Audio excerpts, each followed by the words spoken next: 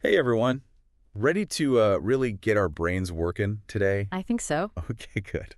Because today we are diving deep Deep, into the fascinating world of how to actually think in English.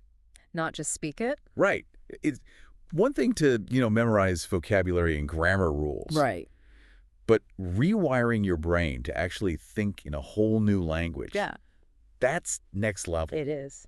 So we're going to be looking at this super interesting article from English Harmony. Mm-hmm. It's a fantastic resource for English language learners. It is, yeah. And it really breaks down this whole process of thinking in English in a way that kind of blew my mind. It's really interesting. Like Yeah. one of the things that I thought was really fascinating was, they talk about this tiny little delay Uh-huh. between when our brain forms a thought and when we actually say the words out loud. Like a fraction of a second, Yeah, it's like 600 milliseconds or something like that. which is crazy. Like, why is that little blip so important when we're talking about language learning? Well, it shows that there's something else going on. Okay. There's kind of a hidden step. Interesting. Before we even have the thought, I'm hungry, Yeah, there's this more abstract concept of hunger that our brain has to process. I see. And they give the example of waking up and feeling sick. Hmm. And even before you've thought the words, I need to call out sick, Yeah. you already have that concept in your mind. Right, right. You just know you need to call out. Exactly.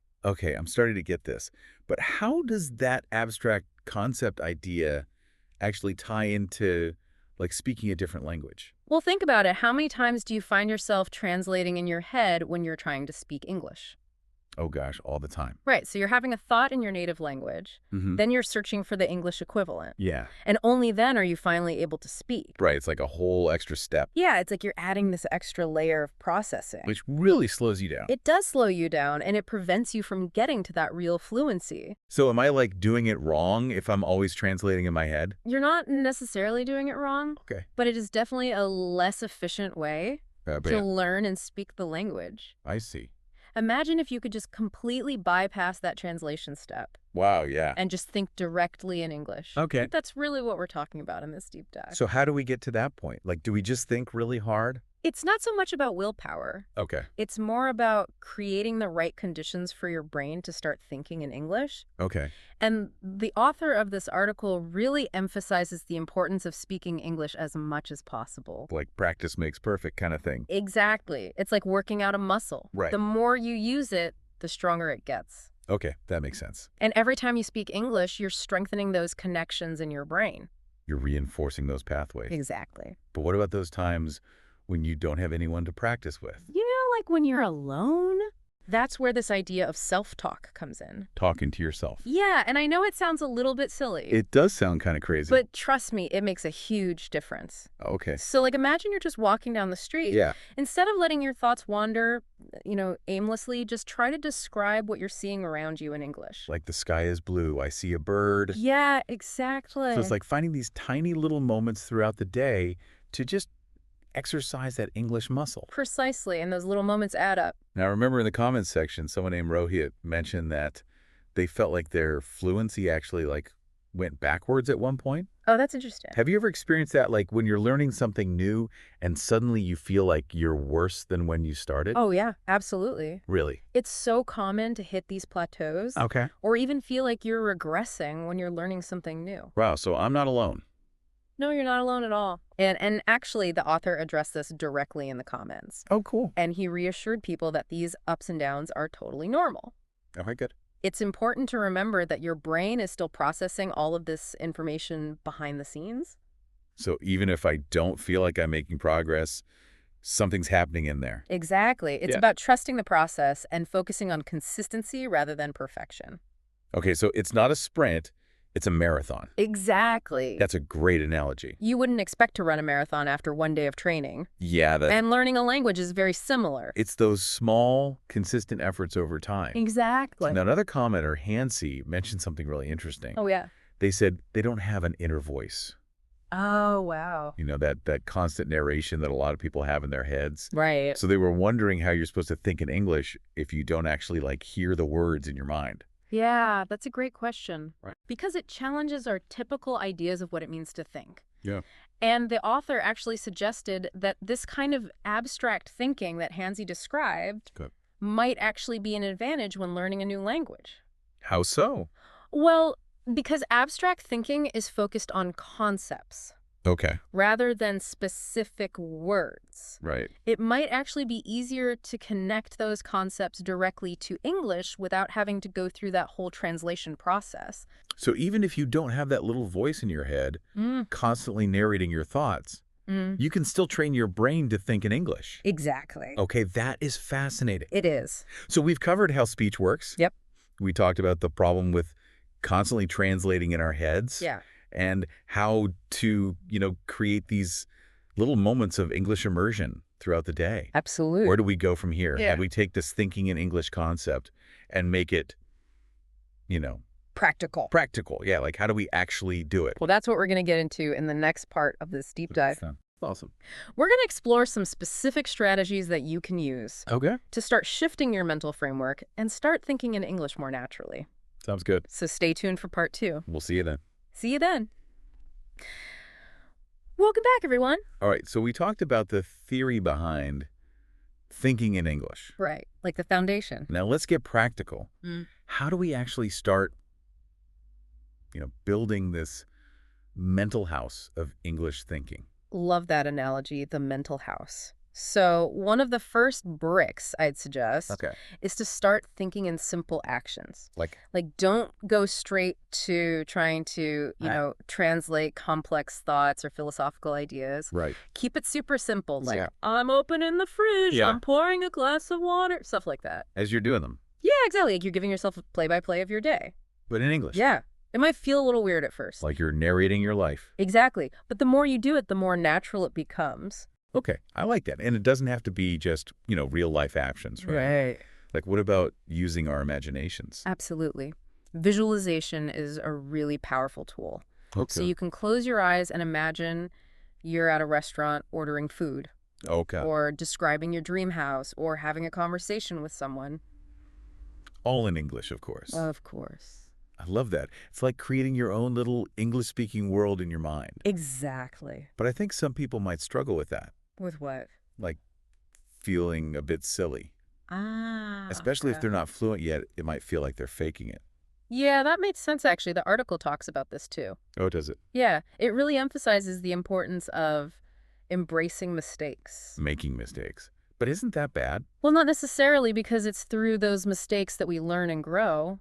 I guess that's true. Remember in Expor, one of the commenters who was really impressed with the clarity in the article? Well, there was another commenter, Harsh, who was asking about, trying to speak fast like a native speaker. Ah, yeah, that's a common goal for language learners. Right. They think that speed equals fluency. Right. And the author actually, he admitted that he used to think that way, too. Oh, really? Yeah, when he was first learning English, he was obsessed with trying to speak quickly. Oh, interesting. But he realized over time that it's not about speed. So it's okay to have an accent and, pause and speak at a pace that's comfortable for me. Absolutely. Yeah. In fact, sometimes focusing too much on trying to sound exactly like a native speaker can actually hinder your progress. That's interesting. It's like trying to fit into someone else's clothes. Oh, yeah, instead of finding your own style. Exactly. Now, there was another commenter, Sasa Milosevic, Okay. who mentioned feeling blocked when they tried to speak quickly. Oh. They're the journalist, so I wonder if that fast-paced environment, Makes it harder. adds extra pressure. The author suggested they try slowing down and focusing on clear and accurate communication. So not rushing through things. Yeah. Just take your time. That's good advice, I think, for any learner. It is. It's so easy to get caught up in trying to sound perfect, Mm-hmm. but sometimes it's more important to just slow down and really think about what you want to say. I agree. And speaking of thinking, there was this really insightful comment from another reader, Yuri Karabatov. Yeah, I remember that one. What did they say again? So they made the point that when you start thinking in another language, it forces you to become more aware of your own thought processes. Like thinking about thinking. Exactly. Yeah. Because normally, we just think in concepts. Right, not necessarily words. Right. So adding language to the mix makes us really think about how those thoughts are formed. I see. He used the analogy of breathing. Okay. Like we don't have to consciously think about each inhale and exhale. Right, it just happens. And his point was that speaking in English should eventually feel as natural as breathing. Wow, I love that analogy. It's a good one. But like we were saying before, it's a process, right? Absolutely. It doesn't happen overnight. No, and I think another reader, Umer, was struggling with that. Oh, in what way? They were doing all the right things, like not translating and speaking as much as possible, Mm-hmm. but they still felt like this idea of thinking in English was a little bit fuzzy. Like they couldn't quite grasp it. Yeah, and the author's response was really interesting. What did he say? He said that thinking in English while you're speaking Okay. can actually help to solidify those thoughts. So it's like the act of speaking makes the thoughts clearer? Yeah, like they have more weight or substance when you're actually saying them out loud. I see. He also pointed out that we have more control over our speech than our thoughts. That's true. My thoughts tend to wander all over the place. Exactly. Okay. So even if you don't feel 100% confident in your thoughts, just start speaking. Let's say something. Yeah, and you might be surprised at how often the right words just come out. Okay, I like that. It's like your mouth knows what to say, even if your brain is still catching up. Now, this reminds me of another comment from NPV. Yeah, what did they say?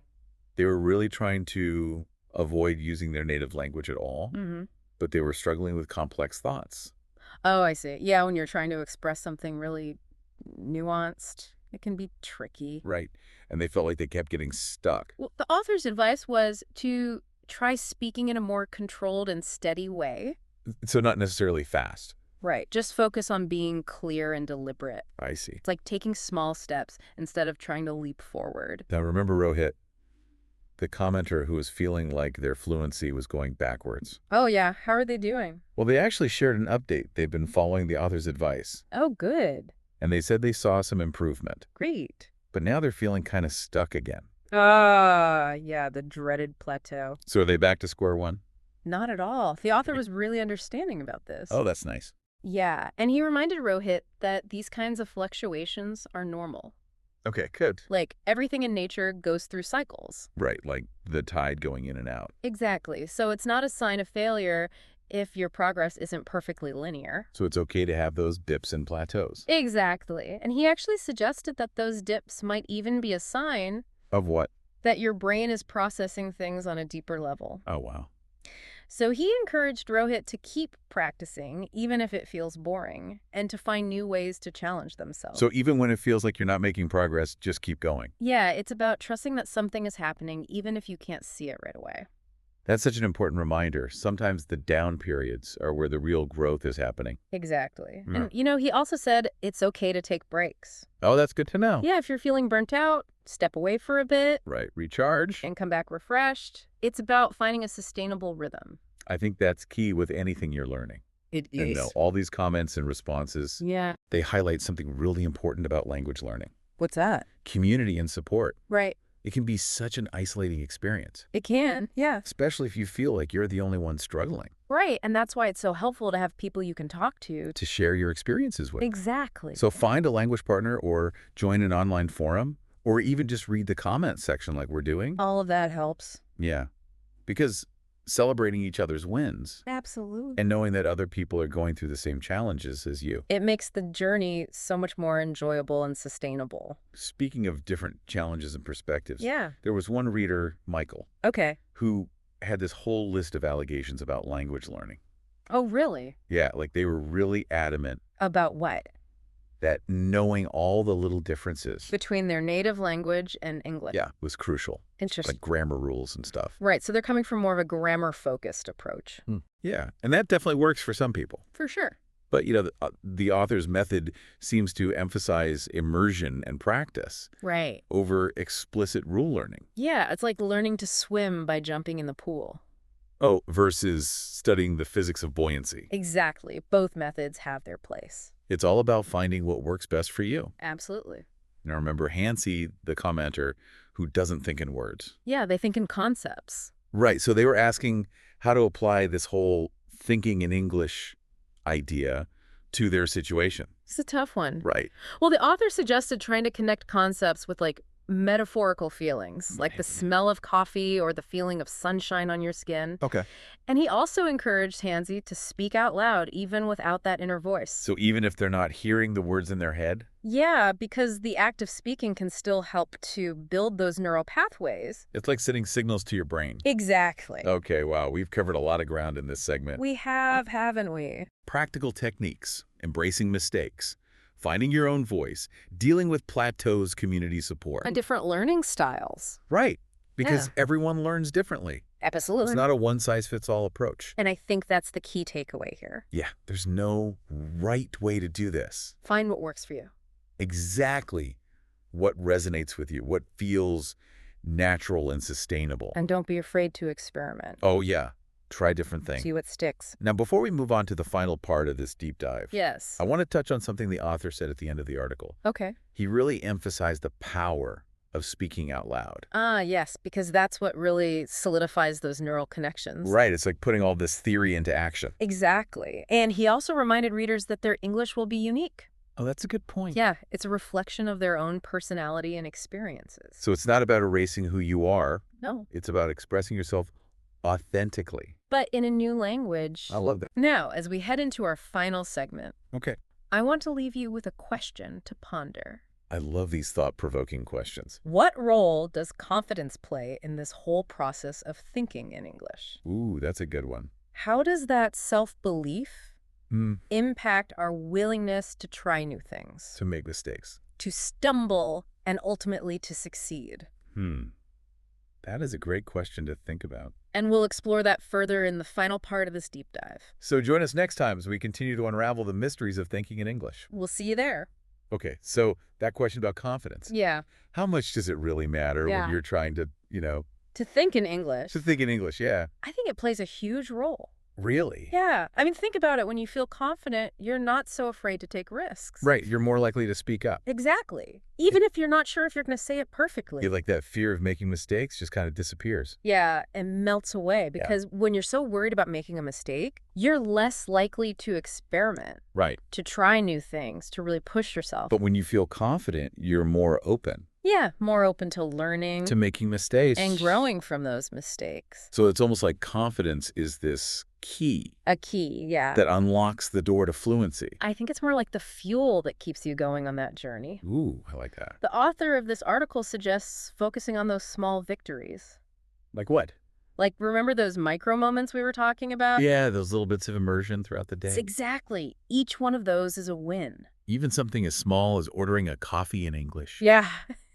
Or understanding a news headline. Or having a short conversation. With a neighbor or colleague. Like each one of those is a little confidence boost. Exactly. And they all add up. So you're saying that recognizing those small successes can help build your confidence. Absolutely. Each small win is like a stepping stone To that bigger goal. to fluency. Yeah. And it's not just about focusing on what you do well. Okay. It's also about celebrating your unique strengths Ooh, I like that. as a language Sure, learner. instead of comparing myself to other people Right. who might be more fluent, Yeah, I should focus on what makes me a good language learner. exactly.